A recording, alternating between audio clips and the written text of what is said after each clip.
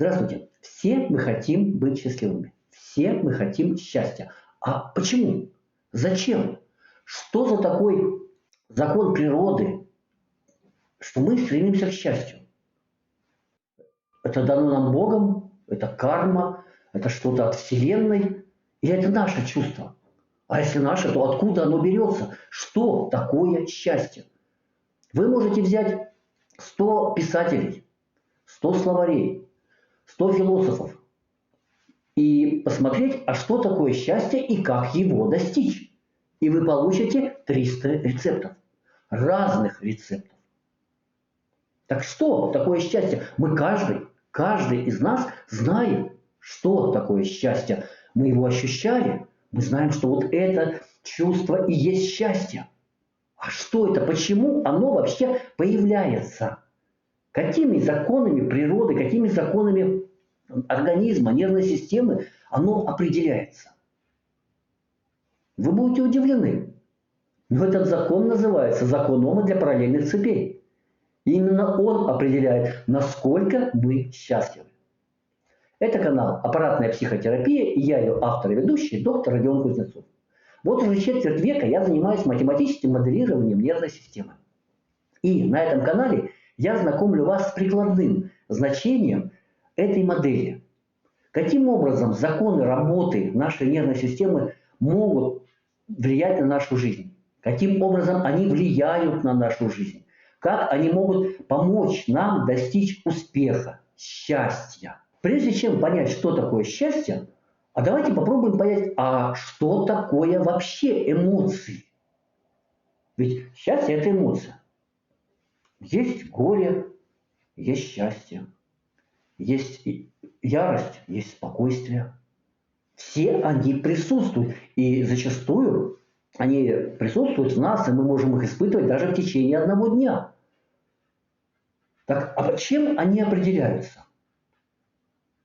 Дело в том, что по нашей нервной системе, по нашим нервным волокнам протекает только электрический ток. Там не протекает счастье, не протекает горе, не протекают картинки, не протекают запахи. Только электрические сигналы, которые мы называем нервными импульсами. Так вот, эмоции – это индикатор количества электрического тока, поступающего в мозг. Чем больше тока поступает, тем более мы счастливы. Когда его нет, мы находимся в глубочайшей депрессии, в апатии, у нас нет сил. Когда его много, мы счастливы, мы полны энтузиазма, работоспособности. Мы способны любить, мы способны дарить любовь. Значит, все это определяется количеством электричества, поступающего в мозг. А почему счастье такое разное? Почему для вас счастье – это что-то одно? Кому-то счастье с друзьями в пятницу наглюкаться, кому-то в одиночестве почитать книжку, кому-то сходить в горы, кому-то посмотреть фильм. И мы в это время счастливы, мы в это время испытываем радость. Но мы, если мы возьмем с собой другого человека и попытаемся поделиться с ним своим счастьем, он не поймет. Зачастую он не поймет. Он скажет, да ну, зачем я полезу с тобой в горы, я лучше сяду, под пледик забьюсь и почитаю книжку. И он по-своему прав, потому что он в этот момент счастлив, так же, как вы, покоряя вершину. Так как определять счастье? Как понять, что, чем оно обусловлено? Я уже сказал, что по нервным волокнам протекают только электрические сигналы. Но вырабатываются эти электрические сигналы рецепторами. Никакая другая структура в организме электричество не вырабатывает, только рецепторы. Это микрогенераторы, которые превращают в электрический сигнал все виды окружающие нас энергии. Рецепторы можно разделить на две большие категории – внешние и внутренние. Внешние – это рецепторы, воспринимающие энергию окружающего мира, Вселенной, космоса. Это те рецепторы, которые воспринимают свет, электромагнитные волны, звук, температуру окружающей среды, давление окружающей среды. Внутренние – это те, которые реагируют на изменения химического или физического состояния нашего организма. Но резкое, сильное изменение вот этого состояния мы воспринимаем как боль. Если не такое сильное, то как дискомфорт. И значит, для того, чтобы нервная система работала, мы должны получить энергию либо от космоса, либо от собственной боли. Все, других источников энергии для работы нашей нервной системы не существует. Но и в том и в другом случае это электрический сигнал. По большому счету, какая разница лампочке? Откуда пришло электричество? От теплоэлектроцентрали, от атомной электростанции или там, бензиновые генераторы ее вырабатывают. Безразлично. Электричество идет. По нашей нервной системе, в общем-то, то же самое. И так же, как вот в моем примере, разница в том, насколько различается коэффициент полезного действия вот этих вот источников. Внешние рецепторы, они просто берут внешнюю энергию. Просто. Сколько может дать, столько мы можем получить. Даже не так. Мы получаем столько, сколько мы можем. Солнечный свет дает гораздо больше энергии, чем мы способны его воспринимать. Но мы просто воспринимаем. Внутренними рецепторами дело обстоит иначе. Они реагируют на изменения состава организма, но изменения эти нужно сформировать. А формирует кто? Да мы же и формируем, наша же нервная система. Для того, чтобы сформировать вот этот вот участок болевой, мы должны потратить энергию. И значит, энергия, которую дадут эти рецепторы, она становится намного меньше. Коэффициент полезного действия у нее мал. Часть энергии уходит на формирование, на заряд этого аккумулятора, который дает нам энергию. А почему вообще мы пользуемся этими внутренними рецепторами? Они же придуманы как мониторинг нашего состояния. Не пусть мониторируют. Так нет, мы их усиливаем всех сигналов, чтобы получить электричество. Что нам мало внешних? В том-то и дело.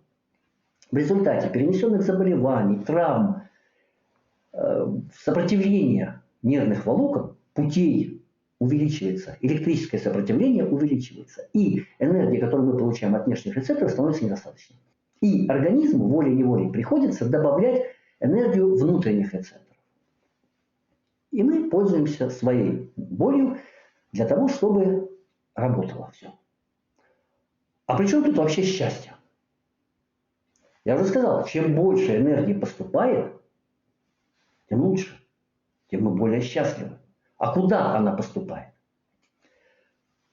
То, что мы называем своими знаниями, своим опытом, это образование постоянное в течение всей жизни, образование огромного количества рефлекторных комплексов, связей между нервными клетками. И вот этот комплекс, его можно сравнить, наверное, вот с микропроцессором. Туда поступает сигнал, и он выдает какой-то результат. Поэтому наши действия, все наши поступки, в общем-то, предсказуемы. На одни и те же раздражители, на один и тот же сигнал, мы реагируем примерно одинаково. Не все мы, каждый из нас. На одни и те же действия я буду реагировать так. Вы будете иначе. Но каждый раз вы будете повторять одно и то же. Потому что ваш микропроцессор, ваш этот рефлекторный комплекс, он сработал именно вот так. А чем еще различаются вот эти вот рефлекторные комплексы? Сколько энергии они поставляют в мозг? Сколько энергии теряется в них? То есть коэффициента полезного действия, их производительностью, их пропускной способностью. И чем больше их сопротивление, вот этого микропроцессора, тем меньше поступает энергии в мозг. И значит, тем менее мы счастливы. Поэтому какие-то наши знания несут нам горе. Какой-то наш опыт дает нам тревогу. Какие-то рефлекторные комплексы срабатывают, и мы гневаемся, потому что количество электричества, проходящее через вот этот вот микропроцессор и идущее дальше, именно такое, которого хватает на тревогу, на гнев, на радость. Ну а почему счастье разное? С одной стороны, я уже сказал, что вот ваш опыт дает столько-то энергии. И те процессоры, которые пропускают через себя максимальное количество энергии в головной мозг, те являются оптимальными. Они несут нам больше своего счастья. Вот этот опыт для нас счастливый. Когда мы говорим, что для меня счастье – это почитать. Да потому что, когда вы читаете, включается максимальное для вас количество энергии, поступающего в мозг. Для меня самое счастливое мгновение, когда я стою на вершине горы. Да, потому что в этот момент именно у вас проходит через ваш микропроцессор максимальное количество энергии. Для кого-то счастье издеваться над животными. Почему? Потому что именно в это время срабатывает их микропроцессор. Для кого-то счастье испытывать боль. Почему? Да потому что ту энергию, которую дают внутренние рецепторы, должна генерировать боль. И ваше счастье, да, действительно, вы счастливы, вы получаете максимальное количество энергии, но получаете вы ее от внутренних рецепторов, вы получаете ее от боли. Вот именно этим и определяется, что такое счастье. Именно этим определяется, какое счастье для вас. Что вообще вам эти знания, эти рассуждения могут дать? Ну да, узнал я, что по нерву течет ток, и чем больше течет, тем более счастлив. А что мне это дает? Вот мне, обычному человеку, не какому-то там ботану, да, с чем-то погруженному в науку, а мне, обычному человеку, что дают эти знания? Очень много. Вы теперь можете просто определить, а что делает меня счастливым? Вы просто можете подумать об этом. Подумать об этом, сделать это одно и то же. Срабатывает один и тот же вот кусок вашего опыта, один и тот же рефлекторный комплекс. И если это занятие приносит вам удовольствие, все, оно делает вас счастливым. Не надо придумывать, не надо оправдываться. Вот, там, счастье – это борьба. Для кого? Для вас? Нет. Если вы не чувствуете от этого удовольствия, для вас это не счастье. Пусть этим занимается тот, кто становится счастливым, у кого появляется энергия именно от борьбы. Ваше счастье – пледик, теплый чай, книжка. И вы не должны этого стесняться. Мы живем для того, чтобы быть счастливыми. Выживает сильнейший, выживает тот, у кого нервная система работает максимально. Тот, у кого через нервную систему проходит максимальное количество тока.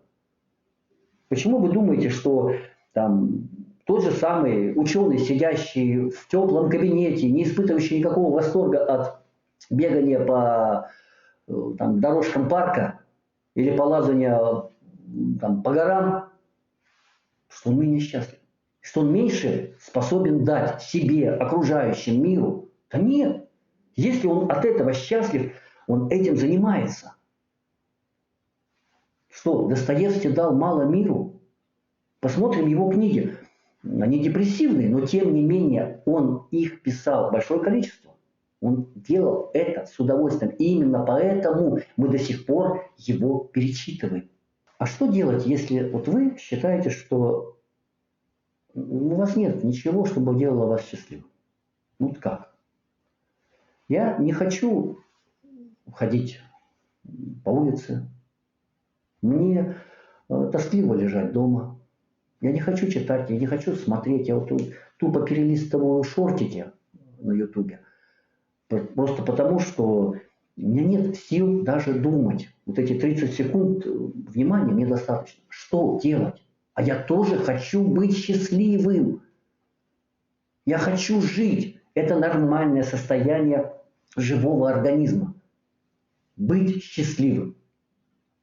Я предлагаю вам попробовать метод аппаратной психотерапии. Задача этого физиотерапевтического метода в том, чтобы восстановить нормальную проводимость нервных путей. Пустить электрические сигналы по пути наименьшего сопротивления. Увеличить количество электрического тока, поступающего в мозг. И таким образом энергия внешних рецепторов становится достаточной. И энергию, которую вырабатывают внутренние рецепторы, она, в общем-то, и не нужна. Вы получаете больше энергии, вы становитесь более работоспособным. Постепенно вы становитесь все более и более счастливым. Нет, счастливым вы становитесь, более счастливым вы становитесь каждый раз, после каждого сеанса. Но эта разница заметна только, когда вы вышли из глубочайшей депрессии. Пока вы в глубокой депрессии, вы просто не видите. Эта разница, она настолько минимальна. Да, вы заметили, что вы стали чуть-чуть больше двигаться. Это первый симптом. Постепенно вы заметите, что жизнь оказывается прекрасна. Проводить сеансы – это вообще элементарно. Это надел наушники, слушаешь это гудение и занимаешься своими делами. Все, ничего больше от вас не требуется. Вы скажете, да это ерунда, такого быть не может. Вообще чушь собачья. Вот, надел наушники, стал счастливым. Поэтому после регистрации на сайте 5 суток вы получаете бесплатно. Вы можете проводить столько сеансов, сколько вам хочется за это время. И вы сами проверите, работает это или нет. Не я вас уговариваю, я вам предложил. А ваше дело согласиться, отказаться. Это только вы решаете. Проходите сеансы аппаратной психотерапии. Наполняйте свою нервную систему энергией, электроэнергией. Наполняйте свою жизнь энергией. Наполняйте свою жизнь счастьем. Будьте здоровы, будьте счастливы.